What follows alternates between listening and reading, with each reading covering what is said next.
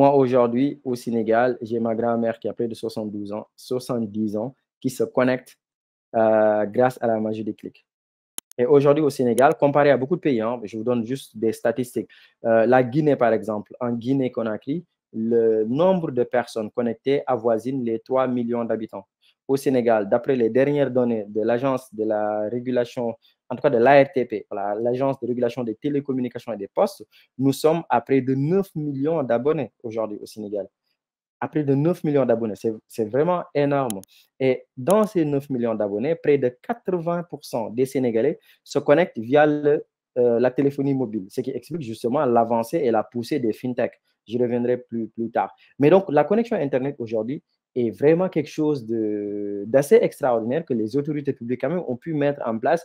Et il y a une vraie économie du numérique qui pousse, n'est-ce pas, grâce, on va dire, au taux de pénétration d'Internet, même si, encore une fois, rappelons-le, quand on va dans l'intérieur du pays, l'Internet reste encore très, très faible. Donc, il y a des efforts à faire dans on va dire, dans cette dynamique-là, dans ce sens-là, mais tout de même, euh, au Sénégal, l'Internet est très, très présent, ce qui fait qu'aujourd'hui, le Wi-Fi est très répandu dans toutes les maisons. Aujourd'hui, au Sénégal, le Wi-Fi coûte pratiquement 15 000 francs CFA ou sinon quelquefois 13 000 francs CFA. Alors, ça reste quand même, je trouve, cher pour certaines familles. Mais d'une façon générale, 15 000 francs CFA pour avoir un Wi-Fi qui alimente peut-être toute une maison, je pense que ce n'est pas très déconnant. C'est vraiment pas déconnant. Et encore une fois, ce qui est bien, c'est qu'il y a une véritable économie qui se tourne autour de l'Internet et de son expansion. Nous, aujourd'hui, on a un cabinet de conseil.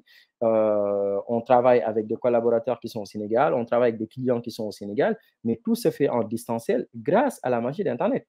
Tout se fait, mais vraiment en distanciel. Voilà, via des outils collaboratifs, via, on va dire, nos outils digitaux, via des outils de systèmes d'information et de partage de travail. Donc, du coup, ça facilite vraiment, vraiment la chose, quoi.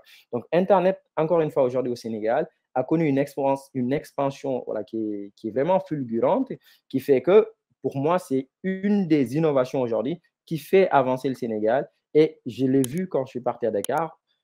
Encore une fois, ça coûte un peu cher au Sénégal, hein. Ça coûte un peu cher, notamment, on va dire, les forfaits qui sont proposés par Orange. Parce que quand on fait une comparaison entre quelquefois les forfaits qui sont proposés à Orange au Sénégal et par le même Orange en France, vous vous rendez compte que quand même, quelquefois au Sénégal, c'est assez cher. Mais tout de même, je pense que ça a été une très, très belle prouesse, ça a été une très belle réforme de continuer dans l'avancement et dans la pénétration d'Internet au Sénégal parce que ça permet véritablement d'instaurer le télétravail, ça permet véritablement de permettre à des gens de pouvoir commercer hein, via la téléphonie de façon très simple aussi. Et justement, ça permet aussi, ça permet surtout à une certaine population d'être intégrée et d'être connectée au monde.